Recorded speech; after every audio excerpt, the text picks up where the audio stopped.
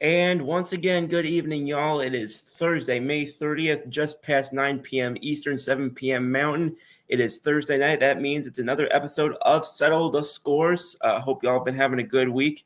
Looking forward to talking some Colorado Rockies and hearing what's on your minds tonight regarding this very always interesting franchise.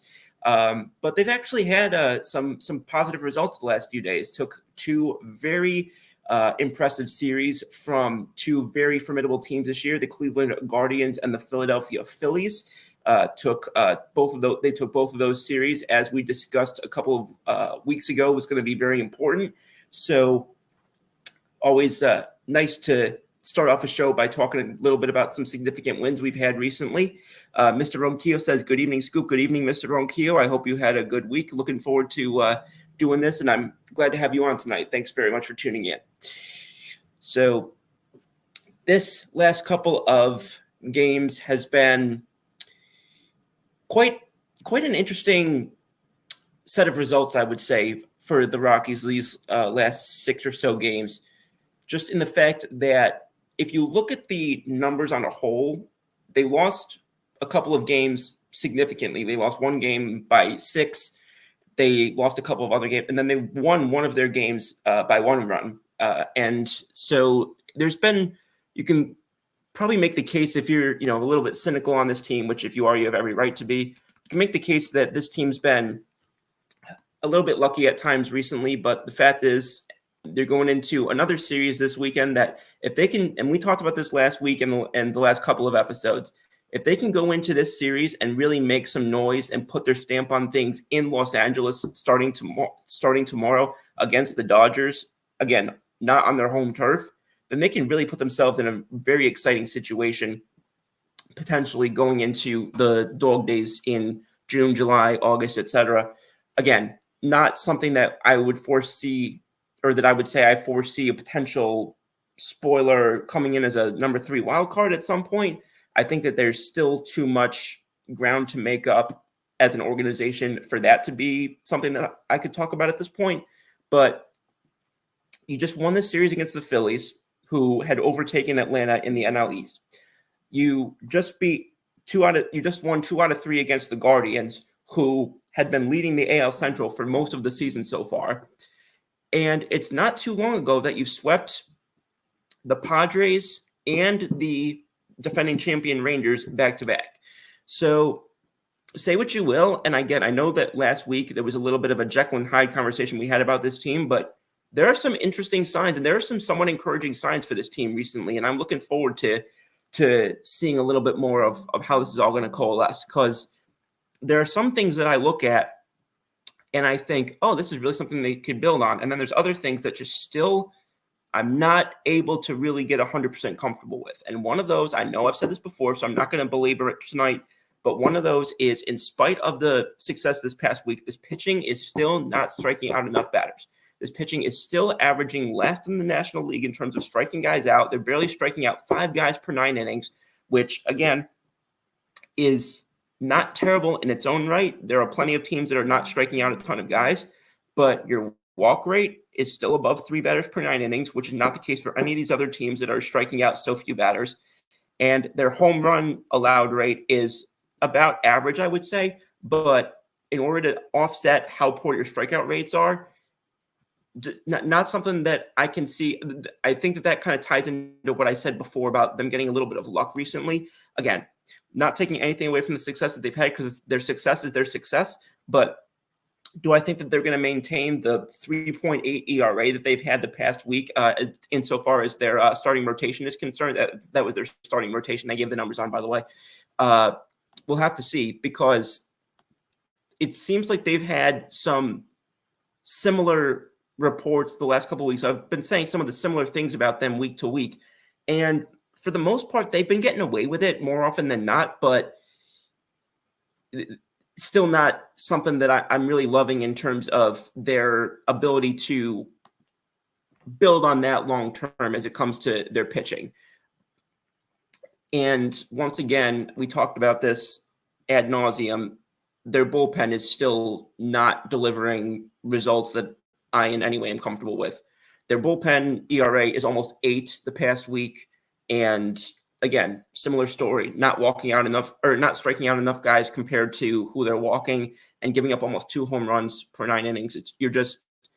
You've gotten results recently because of how fantastic you've been in defense and some of the guys who've been coming on offensively. And some of your pitchers have done particularly well. I'm not saying that this is a pitching staff-wide situation, but again, you're not going to be able to offset or to start really making a climb out of the basement in the National League or even the National League West solely relying on those things and a couple of pitchers who every once in a while are able to string together a few great starts.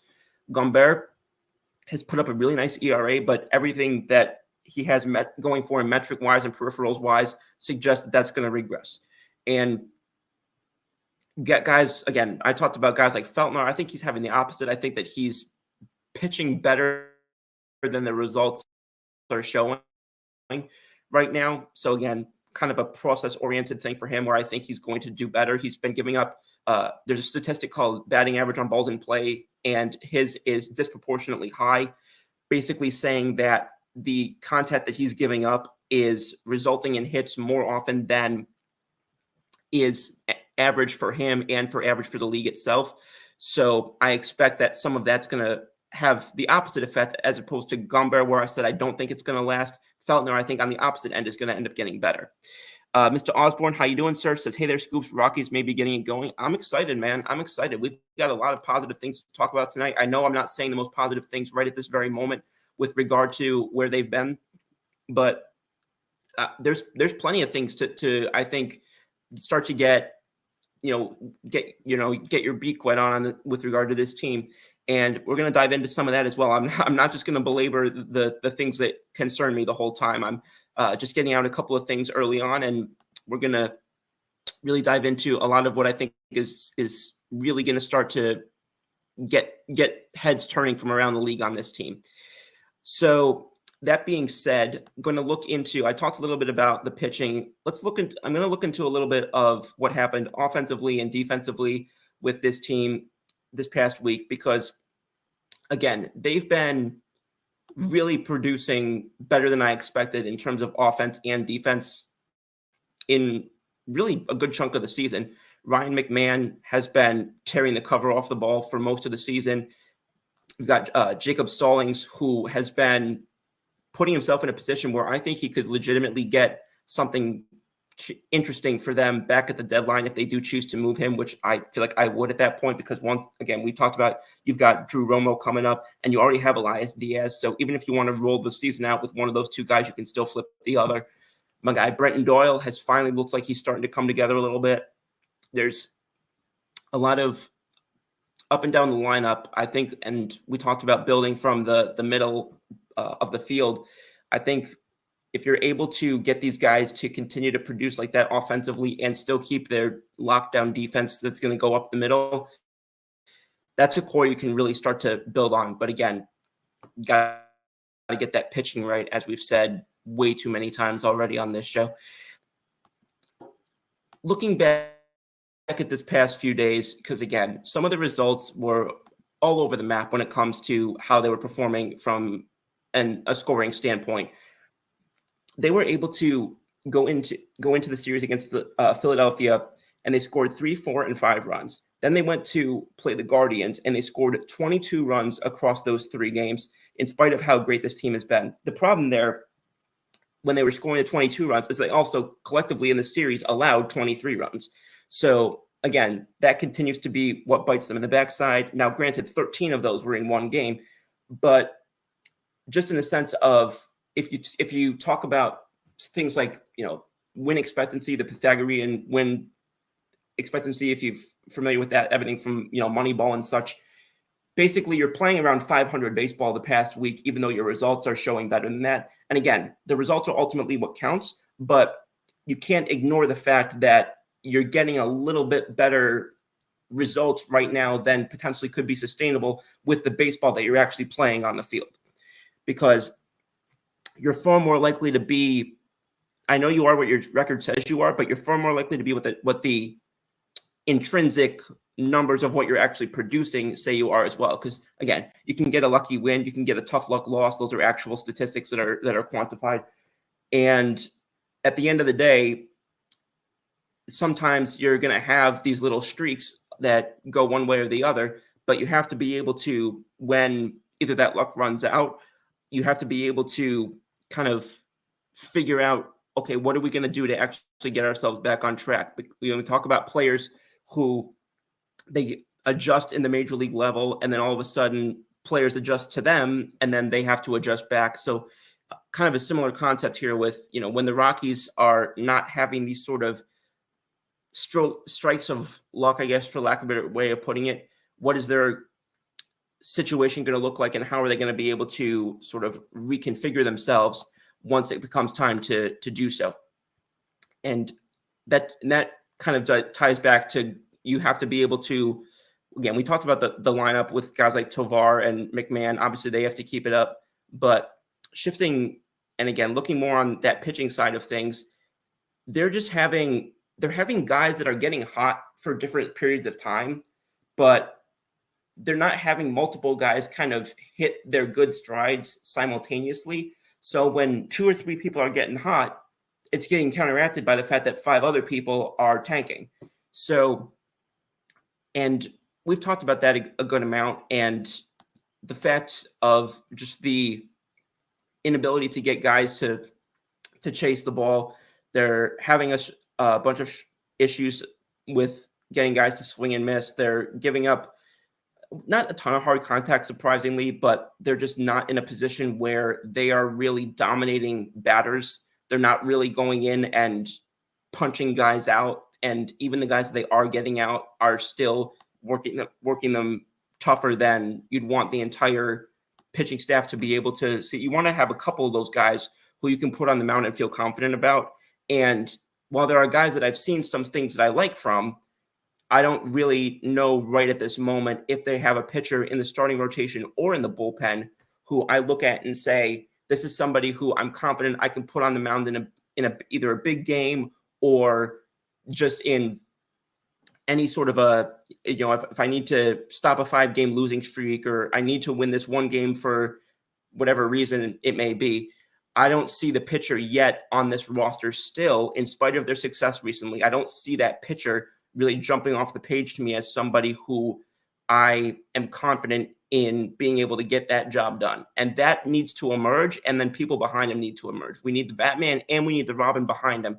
And I'm kind of not even really seeing anything like that to this point consistently enough for me to start getting really excited. I see little glimpses of these things from different pitchers, but again, Major League Baseball is not for showing me things 3 out of 10 times. I know that that's how batting average works, but in terms of pitching, you can't be on 3 out of 10 times, especially pitching in a place like Coors Field, as we've spoken about ad nauseum. So that being said, I think if you're trying to evaluate where things have been from the standpoint of their pitching staff from an individual standpoint, again, look back at what happened these past couple of days going back to last week. You've had a few guys that have been inconsistent. I wouldn't say struggled, but they're, again, that's been the frustrating thing, is you've got guys who are not really inherently having terrible seasons, but their highs are counteracted by some pretty significant lows, or their highs are not going high enough to kind of get anything consistent going other than just being what's probably going to amount to the ceiling of a league average pitcher, which again, you can fill out your staff, both bullpen and rotation, with some league average pitching.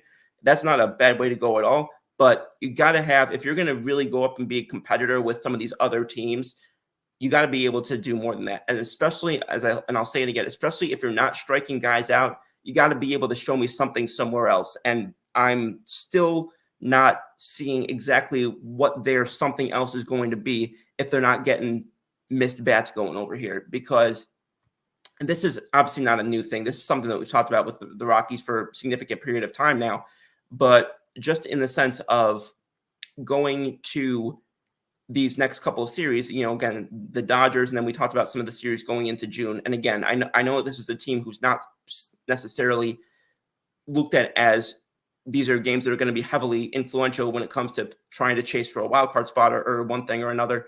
But even so, you got to give me stuff to build on. Now, Cal Quantrill, he had a nice start this past week, went 6 innings. So I like that start from him. But again, he's somebody who earlier in the season was not looking particularly promising. Similarly, Ryan Feltner, I liked what I was seeing from him earlier in the season. He got completely clunked the other day, didn't even make it out the 5th inning. We just talked about John Curtis, just talked about him off the show. John Curtis is somebody who is now not going to be on the active roster for a little bit. And they just did not have a position where, again, I'm not seeing where these guys are going to be coming up and just going and putting out together 4 or 5 starts that are going to put them in a position to really make some noise. And in this day and age, you just can't rely, and I know this was a question, I think it was Keith who asked this a couple of weeks ago, but you just can't rely on purely dominating offense and defense. As much fun as both of those are, you can't just rely on that and just say pitching is just going to not be a priority for us. Now, it can be, you can be an offense first team. Obviously, plenty of teams, prioritize offense first and have done so, and that's kind of been their modus operandi for experience or periods of time, rather. Kurt says, what's up, Scoops? Congrats, my friend. Thank you, Kurt. Really appreciate it. I'll just take this time to kind of contextualize that real quick. I did commit to Mississippi law today. So, Kurt, thank you very much for the kind words there. Says, question, when Rockies are good and fans come out, do Rockies have a top 3 home advantage? That's a really interesting question. And I think that, again, you've got stadiums that are notorious for selling out, no matter how good or bad the teams are. Talking about places like San Francisco and St. Louis, the quote unquote best fans in baseball.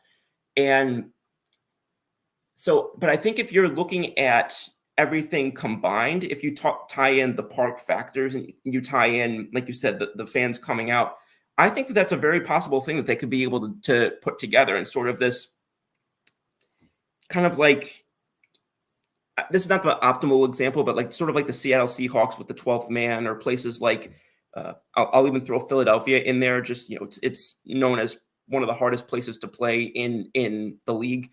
So I think that's very possible that they can kind of get this sort of recipe going that sort of coalesces multiple different factors and really put themselves in a position where people and players just do not want to go in there and they're like, oh, we got to go to Colorado in a few days. That's not going to be fun.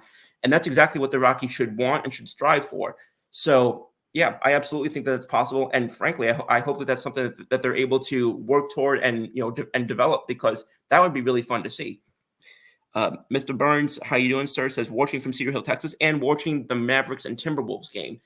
Great to have you, Mr. Burns. Thank you so much for tuning in tonight. I hope that it's a good game. I haven't watched as much of the last couple of games as I would have liked, but I'm softly rooting for the Wolves, just because I'm a big Ant Edwards fan. But I've been hearing some positive things about sort of the regrowth or the rebirth, however you want to phrase it, of Kyrie, which, as somebody who had to witness his whole situation over in Brooklyn. So I hope that that's the case for y'all. I'm assuming you're a Mavericks fan, so I hope it's a good series for you, man. Mr. Ronquillo says, Yankees starter Clark Schmidt, has been placed on the IL with a lat strain injury. Yeah, heard most recently that he's not going to pick up a ball for the next 4 to 6 weeks. So that's obviously a significant hit for New York. I guess if you want to call it a silver lining, I guess that kind of answers the question that we had as to what was going to happen for the rotation when Garrett Cole gets back, but obviously not the way that you wanted to answer that question. It went from a good problem to have to a not good problem to have, obviously. Doncic already has 222 points right now. What is that throughout the series? Again, I haven't really been following the series, so I apologize for that. But he's been, playing his tail off, and I am surprised by how much of a good Robin to his Batman Kyrie has turned out to be. But so going back to what I was saying about Colorado, and we talked a little bit about we've spoken a little bit about the catching situation and sort of the whole what could happen at the trade deadline. And then some of y'all, I'm sure, have seen it. There was a report that came out this week regarding Ryan McMahon potentially having interest potentially garnering interest from the Toronto Blue Jays in a trade, potentially going toward the trade deadline later this summer. And I've been asked about how much stock to put into that. I wouldn't put a ton of stock into that, honestly. No disrespect to him, but John Paul Morosi's reporting around this time of year is usually a lot of either teams or agents sort of trying to drum up either some sort of interest or some sort of market or one thing or another. So and on top of that as well, it's just I don't see Colorado being willing to, when they weren't willing to trade Trevor Story in a walk year. I'd be very surprised if they were willing to trade Ryan McMahon right now, who's probably their best player outside of Tovar. I would be very surprised to see them be willing to make that trade, especially when he's got several years left on his team control. And especially if they don't believe that they're too many years from contending seriously. He's only 29 years old. This is not somebody who's 20 or 32, 33, 34. So it's very conceivable. And he doesn't play a position primarily that is one of the most demanding physical positions. This is not a guy who's playing catcher or shortstop or center field with regularity.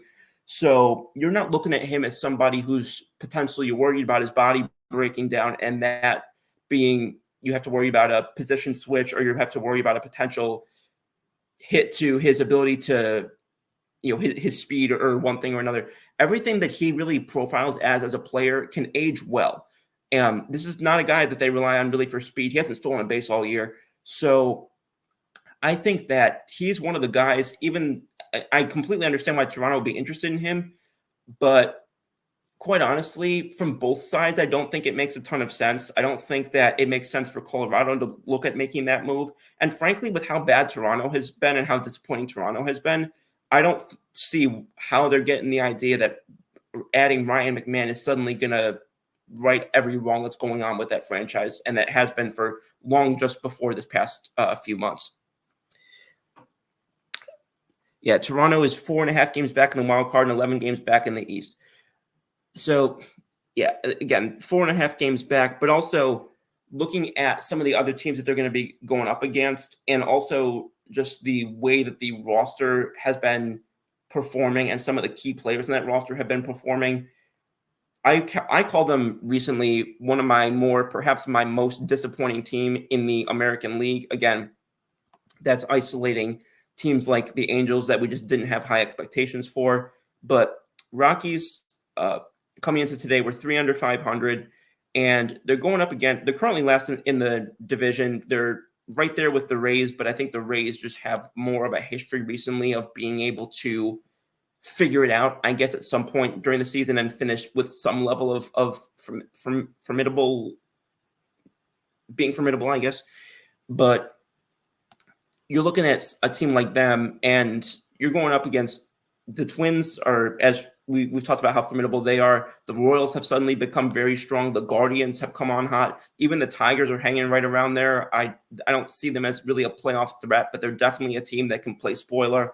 The AL West has the Mariners, who've been playing very well. The Astros have started to get their stuff together a little bit. Still got Texas there, who won the World Series last year. So you're going up against a lot of teams who I think that I would, if I were betting on the Blue Jays versus them, I'd be betting on whoever that team is that I'm talking about. And as such, I just have a hard time believing that one acquisition of Ryan McMahon is suddenly going to turn around and become something that is going to really help you right the ship when I think so much is going wrong. And even beyond that, even if you're just talking beyond this year, they've got some serious questions that they have to ask, because you're looking at, you've had guys like Bichette. We've talked about Cavan Biggio. We talked about Vladito. There's just guys who you either expected more from, or guys who you're getting what you expected from, but they're limited in their impact because of what they don't have around them at times.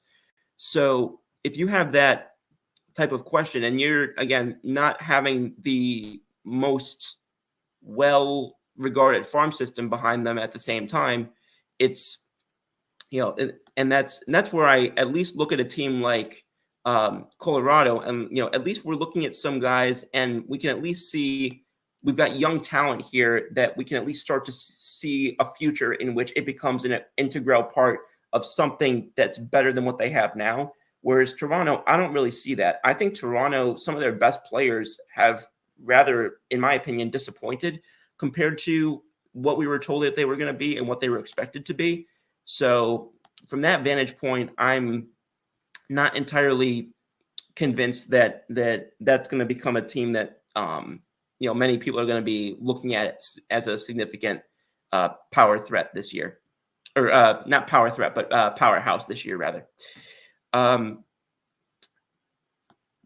Guys, I apologize. I'm having technical difficulties right now, so I apologize for that. I'm trying to.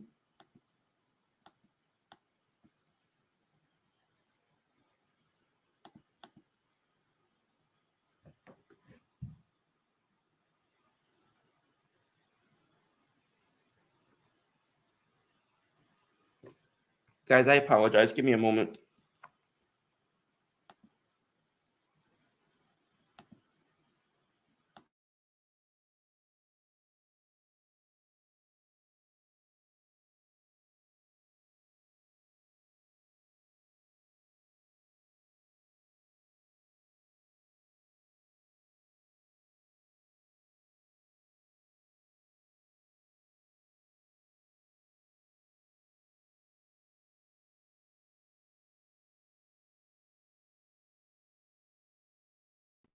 Well, guys, it seems like Scoops has had a little bit of technical difficulties. I'll jump in for him right now. So if you guys have any questions on Ryan McMahon, there's Scoops right there. Hi, thank you so much, Trevor. I don't know what happened there on my tech just then, but I'm back now. Thank you so much. I'll give So seeing here right now, this is a great point here, saying the Rockies in Toronto do have a pass when it comes to making trades. You got the Tulo to the Blue Jays for Jose Reyes.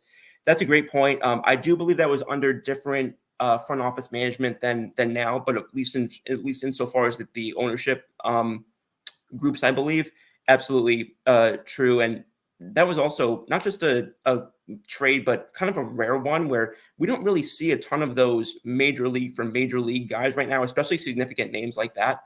So I don't put anything past anybody in this day and age in trades when it comes to something like that. But they do, in particular, like you said, have an interesting path when it comes to that type of business being done. Mr. Heron says, hey, guys. Mr. Heron, how you doing, sir? Thank you so much for coming on tonight. He says, smash that like button and share, guys. I'm not quite sure if Mr. Heron ever has time to do anything else with the amount of shows that he's always active on for both networks, both Rocky Mountain Sports Network and K&K. And thank you so much to him for that. Appreciate always having you on. He says, Bonix, baby, let's go. The Brewers took the series against the Cubs. Let's go. Yeah, you've been having a good sports week, sir. And for that matter, I hope that continues for you. Mr. Ronquillo says, who are the MLB team's threat to the Yankees? So we'll go on one of our sort of around the league questions for a moment here. But the biggest teams I think that are a threat to New York, I definitely think Baltimore remains one. And even though we crushed them back in the beginning of April, even though New York crushed them back in the beginning of April, I'll believe Houston's out of our way when I see it, because that team's just been a thorn in New York's side for, again, 7 years. So I'd say Baltimore and Houston are the two teams that I can't lose, or can't. I'll sleep with one eye open on, I guess, is the way that I would put it. At this time, being about halfway through the show, I do want to take a moment, as long as I'm thanking people. I also want to make sure that we thank our sponsor, Morgan Trinkets. We've got, obviously, we've got the thank you to Ms. Pearl and everybody else who have been involved. I want to tell you a bit about our sponsor, Morgan Trinkets. With over 33 years experience, they are your headquarters for Southwest pottery and jewelry, as well as estate gold at wholesale prices. Started in 1990, a nationwide company, now they do shows exclusively in northern Colorado and southern Wyoming. All their gold is real gold, 10, 14, or 18 karat gold, and all their silver is sterling silver. How do you find Morgan Trinkets? On Facebook by searching Morgan Trinkets today. If you catch Morgan Trinkets at one of their shows, they take all major credit cards. On Facebook, they take PayPal, and all orders are shipped free over $50. Check out Morgan Trinkets. That's Morgan Trinkets on Facebook today. And I'm not sure if she's on, but if she is, shout out to Ms. Pearl again, who is another person who's always super active on our shows and always very supportive of both networks and so much of what is done at both networks. So thank you to her, and I do encourage you going to check out those channels. Mr. Heron says, from Wisconsin, love my Broncos, of course, then Bucks, Brewers, Avs, Badgers, and the Packers. The Wisconsin Badgers. Yeah, the draft actually next year is at not at Lambeau, but like up in that area, I think, and I very much would love to try and get to that. Lambeau is one of the stadiums just across sports in general I'd love to get to that I haven't seen yet. Pardon. And that being said, if I can get back the pitching work that I was reviewing here, because again, like I was talking about before, just the analysis that I read last week did start to get my curiosity going a little bit with regard to the whole knuckleball thing. But obviously, again, it's very unlikely that you're ever going to have more than a couple knuckleballers on your staff if they do go that route. But again, when you're not, again, I know I keep beating a dead horse, but when you're not striking guys out, it's a situation that's going to come back and haunt you if you're not able to find a way to supplement it with something else. Nick Mears has not been letting guys get the barrel on the ball. Justin Lawrence has had some nice results in that regard as well. But again, other guys, Kinley, Freeland, Molina, just guys who have been giving up way too much, either hard contact or just, one thing or another, just have not been able to put it together to be as effective as Colorado would need them to be, given, that lack of having those numbers elsewhere. And, again, you can't be lacking in those areas without pulling it up somewhere else. And so obviously they're hoping that guys like Chase Dollander can come up after a little while and be a piece of that extension into a sort of a new territory, I guess, as it comes to pitching and pitching success. But those numbers, I talked about a couple of weeks ago, those numbers down at AAA and AA, you're still seeing a good amount of similar struggles even down there. And again, I know that they've got one of the teams is playing in the Pacific Coast League, which is obviously notorious for being a strong offense and felt relatively weak pitching and defense league. But again, you got plenty of teams that are able to come into Colorado and know how to pitch there. And, it's not a situation where you can just use that as an excuse if other teams are able to come in and do it just fine, at least some of the time. But going off of the last few days, talked a little bit obviously about some of the things that guys were struggling with, obviously, but want to talk a little bit about some of the positives, because as I mentioned, they did win 4 of their last 6 games. This is a team that came out and was able to put up 2 major series wins against some of these teams who have been either near or at the top of their division, and really the league at large for a substantial portion of the beginning of the season now. So Pardon me. But just again, the fact that they've got these guys able to not just build up on the offense, but they're able to build up sort of these two-way players. Not two-way, obviously, in the sense of the Shohei Ohtani type. Say that 3 times fast. But they're able to build these guys up in the sense of guys who are not just going to come on and be, first base DH types, because we've seen teams try and do that. We saw, that happen. I think they tried to do it even with the Ian Desmond types a couple of years ago, and that went over like a lead balloon. We've seen it happen with guys like the Dan Vogelbachs of the world. We've seen, any number of these instances where teams try to bring in these guys who are just, slugger-filled lineups. We saw it in New York a couple of times. Both New York teams, I would say, tried to make that happen at one point or another, and was just not something that they were able to have success with. That being said, as far as the last few days, another guy I don't want to not mention who's been making some really nice contact is Charlie Blackmon. His weighted on base average is over 500, which, we know how hard it is to have a 400 on base level in any stretch in this day and age, let alone 500 for 5-6 games now. So he's been really impressive, not just at the power, but in terms of just can he get on base? Obviously, is the famous Billy Beane, Brad Pitt, Moneyball quote. And Charlie Blackmon has definitely not let down. He may be a little bit more of a veteran player, but he's definitely not let us down in that department. And that is one area, I will say, where the lineup really from top to bottom, at least in the past week, has really been impressing me. Stallings, Tovar, but also guys like Elharis Montero, Brendan Rodgers, Chris Bryant, Brenton Doyle. All these guys have been making solid contact and have been able to, become guys who have been able to put themselves in position to score runs or to help other teammates score runs.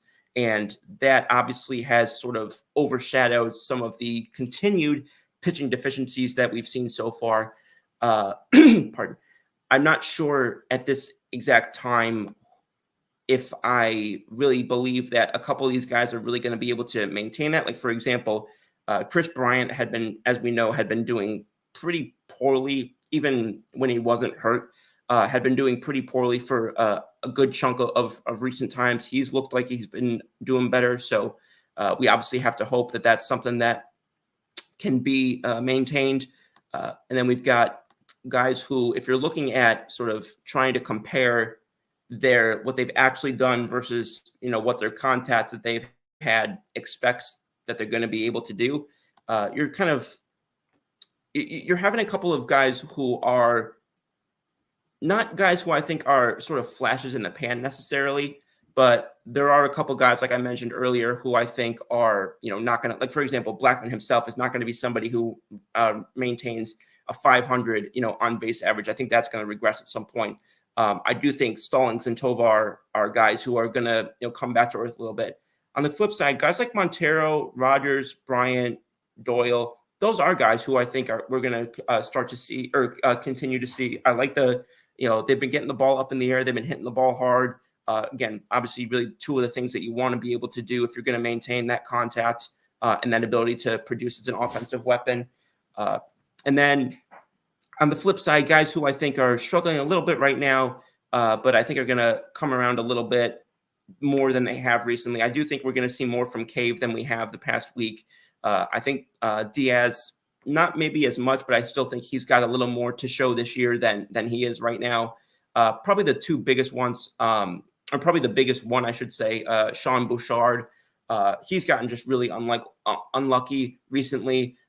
He's kind of been more recently a little bit more of a line drive hitter than anything else, but to only have 2 hits for the contact he's been making in the past week, I don't think that's going to be something that he's going to struggle with for too long. I think that there's definitely more results to be found in his bat than what we've been seeing to this point. So hopefully that's the case, because obviously as some of these guys who've been hot recently start to cool off, next man up, we got to start to see some of these other guys really take hold of some of those positions and be able to get the job done when some of these other guys start to go a little bit cooler. How big of a boost do you think the Rockies get when Nolan Jones returns? See, I'd love to be able to say a bigger boost, as big of a boost as people want to believe off of what he did for that one full season.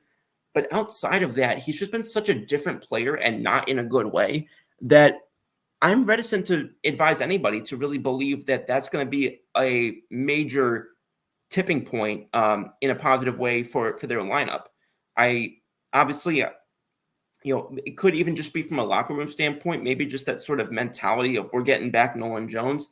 Maybe that'll do something for a couple guys, because I know that does have an impact, sort of like that when they say that at the trade deadline, you're having guys who, or teams rather, who basically say, this guy that we got back off of injury or off of one thing or another, this was our big deadline acquisition, was getting this guy back after we lost him for several months. Perhaps it's that type of a mentality and that type of effect that he has both on and off the field. But in terms of just a pure what he alone is going to do for that lineup, and again, the lineup and the defense is not really what I'm really concerned about right now. So I again, this is no disrespect to Nolan Jones, but due to his drastic sort of polarized results and success that he's had so far in the major leagues, and where he plays on the field, and where the Rockies are strong right now versus where they're not, I don't think it's going to be as much of a boost as some people might want to believe, unfortunately. And again, I'm a Nolan Jones fan. I think he's got a very bright future in MLB, but I don't think this is going to be the sort of major spark plug to sort of revitalize a team that people want it to be, because this is not someone who's going to be coming in, and this is not somebody who's going to be coming into the locker room or coming into the clubhouse or on the field or whatever. This is not like you're getting a Garrett Cole type back, or you're getting a Jacob deGrom type back, or you're getting a Max Scherzer type back. If they were getting back somebody like that, who they were sorely lacking in what this guy could provide, and he had a history recently of providing it at a high level, absolutely. But neither of those boxes is checked with Nolan Jones, in my vantage point. How big of a loss is Jordan Beck's injury for the Rockies? Again, anytime I think that you lose your number 4 prospect, or at least a top 4 prospect, depending on what you're looking at, he was offering speed, he was offering arm strength, he was getting the barrel on the ball. Anytime you lose that, I think, it's disappointing. Again, this is not to disrespect him, but I don't know if I would say it's going to be something that they let me rephrase that. They lost him, and obviously they were looking forward to seeing what they were going to have with him when they called him up. But I don't think that their team got substantially worse by losing him solely because he hadn't really had a chance to break in yet. And again, he was hitting under 200. His OBP was under 200. His OPS was 500, which is absolutely horrible. I'm sorry. But again, I know he was only 80 plate appearances into his season, but just he had not provided really substantial production outside of those 2 home runs and those 2 stolen bases. So obviously disappointing to see him go down, and we hope he comes back and comes back strong. But in terms of how big these 2 losses are, I don't think that they are as big as, I don't think that they're huge. I'll put it that way. Just because, again, based on who the players are, what their archetypes were, and what they've been doing, I think that there's a lot worse things that could have happened to the Rockies. I'll put it that way. Because again, I think these are some really solid young players. These are guys that I really enjoy watching play. These are guys that I think could have very high ceilings, but not guys who at this very moment I think are it's killing Colorado that they went down. And again, I'm never trying to speak disrespectfully of any player here, but I'm trying to toe the line by also staying objective and honest with what I see. If Gomber and Quantrill continue to pitch well, could you see the Rockies moving either one? So that's kind of what I talked about in a recent episode, where I could very well see that. I don't think it's a terrible idea at all for if one of these young, controllable guys who's not going to be a free agent for the next few years, so not just the Stallings or the Diaz, but one of these young, controllable guys, I don't think it's a terrible idea at all for them to flip one of those younger guys if he starts to catch fire and if teams start to feel like, oh, we can unlock something here. Because there are teams who will look at a guy who, even though his numbers aren't, he's not pitching to a 3.5, fielding independent ERA. He's not in top 5 in the strikeouts, or he's not limiting the home run ball to minuscule levels. Even without those things, there's teams who look at either a guy's perhaps his fastball or a guy's breaking stuff or his heat or his one thing or another, even just his physical build, and think we can unlock something off of this guy that this other team hasn't been able to yet. So if there's a team out there who believes that for one of those guys, or even somebody else like a Feltner or somebody of that ilk, I definitely think that they could, and I think that they should. I think it would make good sense because, again, there's no greater commodity in professional baseball than young starting pitching.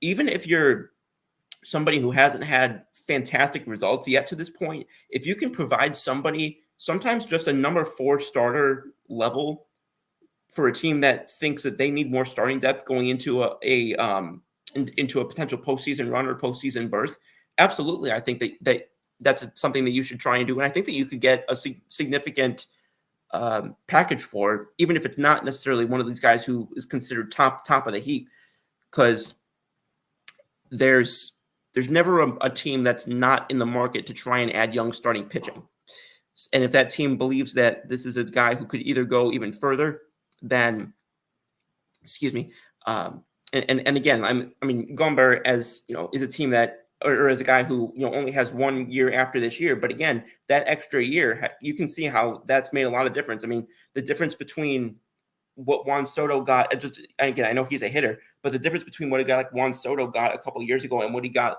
last year when he was traded again, this sort of extra year or these extra 1 or 2 years, every little bit matters. Even guys potentially being traded before their walk year as opposed to at the deadline. Every day of control matters to these teams. So again, I'm not saying that obviously these guys don't have 3 or 4 years left to control, but even that extra 1 or 2 years, I think, is something that teams will pay up for. I don't think that it's going to hurt them just because, he's a free agent after next year. We see what teams are willing to give up for league average or slightly above average pitchers who are in their walk year, let alone guys who they can put into their rotation for another season or perhaps 2 in some cases. And thank you, Trevor, as well. By the way, Trevor's been helping me out behind the scenes today, so thank you very much, Trevor, for doing so. Really appreciate you always helping out. Pardon me. Going forward, I do want to look, talk a little bit about what happened this past few days. And I do want to look a little bit toward these next few series. Obviously, I mentioned how significant the upcoming LA series is going to be. They're going to Los Angeles, and then they've got a home series against the Cincinnati Reds coming up. So those are really the next 2 series to really watch. And they're going up against Walker Buehler. They're going up against Yoshinobu Yamamoto. Obviously, he's one of the 2 huge names that LA picked up this offseason. And then they got Gavin Stone after that. So these are obviously division rivalry games, even if a team's not in contention. Obviously, these are guys who are particularly going to get more eyes from fans of both teams because even if it's a series that a guy or a fan or a team expects to lose or expects to win, those games always seem to get played a little bit tougher. And just as an example, right now, it's talking about how expensive the tickets are for this series. These tickets are 3-4 times on average more expensive than any other Rockies tickets that are being for any game the rest of the first half. So, but that being said, so going into tomorrow night, talking about that game first, we've got Dakota Hudson going up against Walker Buehler. Hudson, I mentioned him last week and kind of spoke a little bit about the whole win-loss statistic type deal with the fact that he's gotten pegged with 7 losses, has an ERA of almost 6, and his WHIP is over 1.5. I think that his numbers are a little more disrespectful to him than the way he's actually pitched. And actually, we talk about Coors Field. His ERA away from Coors Field this year is under 4. So he's actually somebody who away from Coors Field has had significantly better results this year than he has at home. He's also had some struggles a little bit toward this point in the month of May. He's given up 13 earned runs in 26 innings, or just under 26 innings. But he's only given up 2 home runs. So in that circumstance, he's not really given up a ton of contact that's killing him. What's killing him more is the walks to strikeouts. He's walked 13 guys and only struck out 12 this month. And that's kind of what's killing him really across the board. He's got to be able to sort of divvy up those numbers. He's more of a concern for me, the lack of strikeouts that he's getting. The walks is not a terrible number for me in terms of the type of pitcher that he is. But to be that type of pitcher, you got to be striking out more guys, and he's just not getting that. So he's got to be able to. And again, the Dodgers are one of the last teams that you go up against and expect to get a boost to your strikeout rate. But that's what he's got to have to do to help the team toward a W tomorrow. Walker Buehler, another guy that is going to be starting the next few days. He's just coming off of I would say a solid start, not a great start by any stretch. Almost went 6 innings, give up 3 earned runs. 6 hits and struck out 4, only walked 1. Another guy who, once again, not getting as many strikeouts as I'd like to see, but not somebody who's also getting killed with the walks the way that some of the other guys are. He's only walked 3 guys so far in his first 4 starts. So he's been somebody who's been, hasn't had some of the same number of playing time as some of the other guys, but what he has had, he's done appreciably better for the most part. Although, pardon me, although he has given up more home runs than have the other guys, but also at the same time, he's been somebody who, pardon me, sorry, the message just come in, says Hudson is a pitch-to-contact pitcher. A lot of his problem is giving up too many walks. Yeah, again, you got to give me one or the other. My standpoint, I would like to see him strike out more. But at the same time, if you're not going to get that, then you got to be able to cut down the walk rate. It's got to be at least one or the other. And especially if you're pitching to contact in a place like Coors Field, then you at least got to be getting the ball on the ground. With that defense getting the ball on the ground, you should be able to rely on either yourself or your defense to get some more help. And unfortunately, that's just not been the case with him so far. And then I was talking about Walker Buehler from the Dodgers standpoint. Excuse me, sorry. So, but again, so that's the matchup we're going for tomorrow. Again, Buehler obviously coming off, like I was just recapping, Buehler coming off of that injury situation that he missed a little bit of time. Hudson coming in with that sort of shaky profile. So be curious to see if Hudson can go toe-to-toe with Buehler. Obviously, I have my doubts, but that's why the games are played. Next game, I think, is going to be a much more compelling pitching matchup. We got Saturday, we got Cal Quantrill going up against Yoshinobu Yamamoto. Their ERAs are almost identical. Their whips almost identical. Really, they've got astonishingly similar pitching lines for the most part, right down to innings pitched, hits given up. The one difference, again, Quantrill once again more has almost twice as many walks and has struck out about just a little more than half of what Yamamoto has. Again, if you're seeing a trend here, it's the same things over and over again with these teams with the walks and strikeouts. So again, it's which one will reign supreme there. But for his part, to have someone like Yamamoto, who's this highly respected this early into his career, and have him match up in so many different ways, numerically with Quantrill to this point, I'm excited to see how that series turns out, or that game turns out. Obviously, they're still looking at the game being obviously favored to the Dodgers, but that is a game that I'm looking forward to watching from a pitching vantage point. And the game that actually a lot of people are giving the Rockies the best chance to win is happening on Sunday. It's going to be the last game of the series. We've got Austin Gombert going up against Gavin Stone. Gombert's got an ERA under 3, got a whip just over 1. He's somebody who, it's like a broken record, not striking out a ton of guys, but to that point, neither is Gavin Stone. In fact, Stone and Gombert have identical walks allowed and strikeouts on their profiles so far this season. Gombert has given up twice as many home runs, but again, does pitch at Coors Field. So I look at these guys, at least from a pure pitching standpoint, and I don't know if I think that the series is going to be a completely blowing away for the Dodgers over Colorado. Obviously, Colorado's numbers are quite slanted with regard to home versus away. They're just about 500 at home. They're at 13 and 14 at home.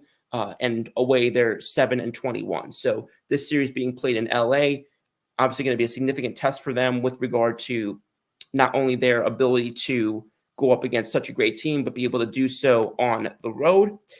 So hopefully we'll be able to watch them have more significant success than they've had, because if they're able to do so in both of those situations with both those factors overlapping in terms of being the away team and being up against a team that many people were just handing the NL trophy to this year, which, again, as I said before the season, be careful about